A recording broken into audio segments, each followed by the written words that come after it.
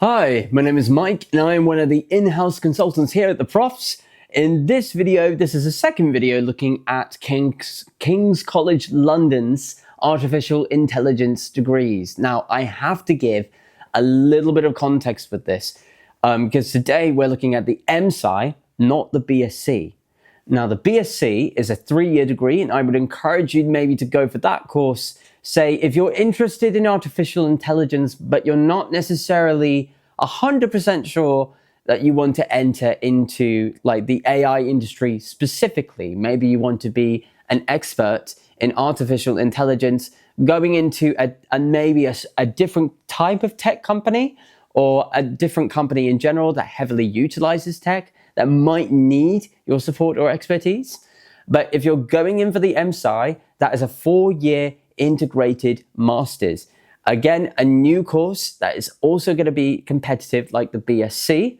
But if I was to look at somebody with an Msci over a BSc, I would probably be thinking they're going to go into more senior positions more quickly, specifically at an AI company, rather than a company that just needs AI, which is what the BSc is for. So both competitive courses, but do bear that in mind. But getting a little bit more serious, getting into the meat of the video, my first point is having a look at the entry requirements. It's very, very strongly suggesting 2 A stars and an A. At the very least, that's what I would be aiming for as a minimum. I'd want to be getting an A star in computer science, and I want to be getting an A star in maths. In fact, that if you were to be really, really competitive, why not go for 3 A stars across the board?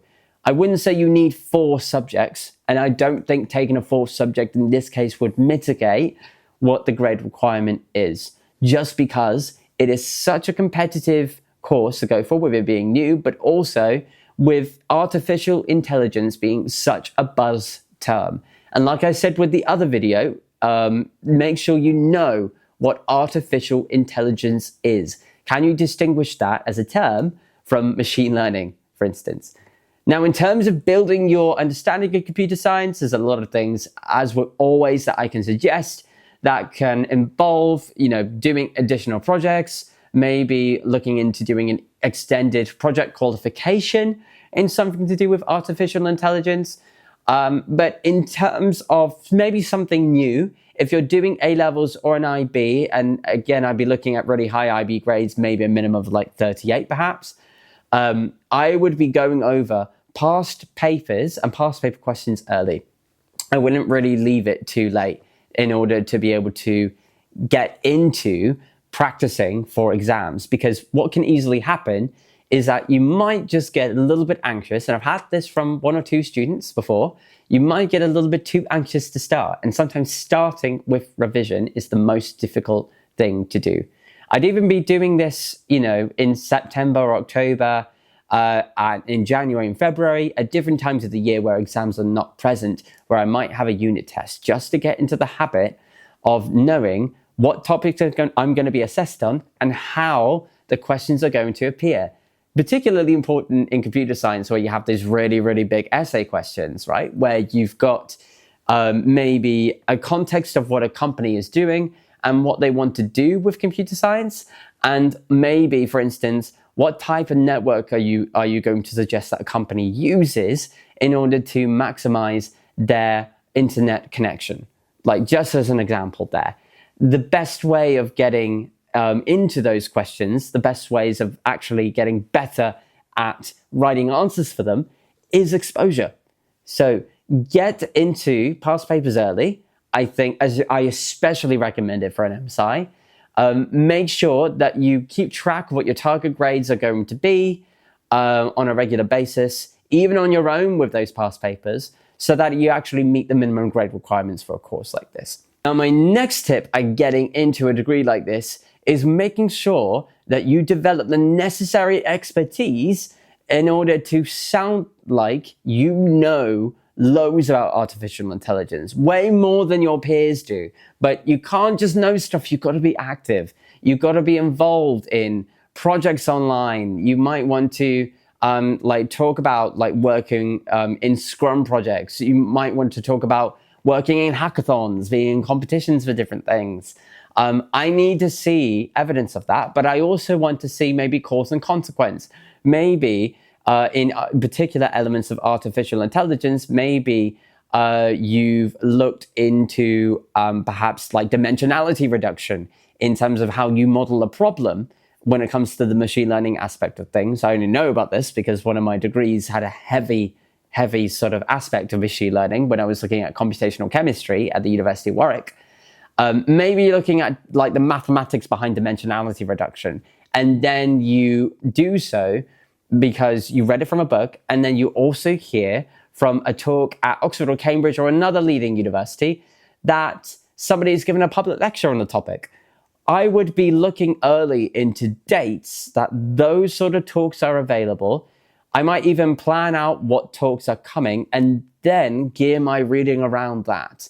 So that actually, not only am I going to be prepared enough to engage in the lecture, and then I can sort of connect with the speaker or the professor that is there, but I also have my reading down that I can discuss in my application. So early preparation really helps with this, but you should be actively every day, if you want to get on a course like this, looking into how you can become better acquainted with where AI is academically as well as in industry. Moving into my next top tip, I'm heavily going to suggest that you invest your time into crafting the best personal statement, or at least the equivalent of it, that you can going in for a course like this. I say this because, as well as with the other videos I've done recently, the structure of the personal statement is not like what it has been in previous years. So instead of having the one essay that you have to write 4,000 characters for, you have to answer 3 main questions, all together encompassing 4,000 characters, and each of them have a minimum requirement of a few hundred characters that you have to write over for each of them. Now, there's a lot of things you want to be thinking about with a personal statement. We talked about with the other video the need to be technical. So that's not something I'm going to be pointing so heavily at, because this is something you should already be doing anyway. But in terms of crafting your personal statement ideas, you want to be looking at how you would answer every single question. You might have a little bit of overlap in terms of content, but really take the time to brainstorm. If you feel like there are any questions that you cannot answer really much on, that might be indicative of the fact that you haven't done enough for a particular topic. And if you're doing this early, that could be a good opportunity for you to invest that time into something that you need to really spice up your application that little bit more. So the earlier you do this, like with everything else that I've talked about in this video, the better prepared you're going to be for a really competitive course like this. And if you do need help with knowing how to write these things and what to suggest, then reach out to a tutor like myself to get the best expertise you could possibly get. If you're only really looking for help outside of school, or if you're wanting that help outside of school rather, and you're not wanting to do it on your own, then look for a tutor to be able to maximize and fine-tune that personal statement however much you need to. Moving on to other points then. My next thing that I am going to suggest is that you really want to secure strong academic references for this degree. And again, it goes back to this idea that you need to get along with your teachers, all of them. So you want to make sure that your punctuality is on form. You're asking lots of questions in class. You're asking additional questions out of interest. You're asking whether you can get involved in essay competitions that are organized by your school. Hopefully your school will want to help you as much as possible. And if they're not making the effort, you've got to be pushing to make that happen. You've got to be pushing to make that connection. The best applicants tend to be very independent in terms of them chasing for their dreams and chasing for their passions here. So unlike with school so far, we've got to get out of this habit. We got to get out of the habit of relying on other people too steadily in order to actually make our applications strong. That's different to saying that we can benefit, very strongly with help from teachers, with help from tutors. But this is one of the things that we cannot escape. Your teacher's going to have to write your references for you. You've got to make sure your UCAS exam grades are really high to back up you being a strong student at school. and your teacher's got to like you, and they got to know inside and out what makes you tick, why do you want to go for this degree, and most importantly, or I'd argue most importantly for this, what do you want to use this Msci in artificial intelligence for? Why this over a BSc? And you've got to think of a professional reason or professional motivation for that to happen. So maybe brainstorm before you meet with your teacher. Maybe construct like a mini 5-year career plan in terms of how you're going to get there. Or even if that's a bit too difficult for you right now, just a long-term goal. What do you want to be way, way in the future? What do you want to do before you die? Not meaning to be too morbid, but what is your ultimate dream that you want to achieve? Because your teacher needs to know about these things in order to actually write an amazing reference for you. And my final tip, this is more so on the organization aspect of things for multiple different reasons. You've got to be aware of when you're applying. So you are applying for a degree like this, usually towards the end of January. The exact date does change depending on what the year is. So definitely double check when you're seeing this video, when that's going to be for you. You also want to be thinking about scholarships and money with this. So it's an extra year. You know, with 4-year degrees, they do tend to maybe cut the prices of one of the years. So that is a bit cheaper overall. But if you want a scholarship, which is going to actually work in your favor over a long period of time, if you go with your finances, you need to look at what is available, such as the Women in STEM scholarship, for instance, and apply early. There are some scholarships that you are automatically applying to without any active effort from yourself, but make sure you're in the know-how. What is available and what should you be going for early, because that will require a separate application process.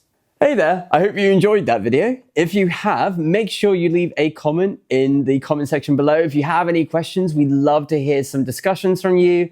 Otherwise, if you think that this video is going to be useful for your friends or family, please share it. If you've liked it, make sure you like and subscribe to our channel.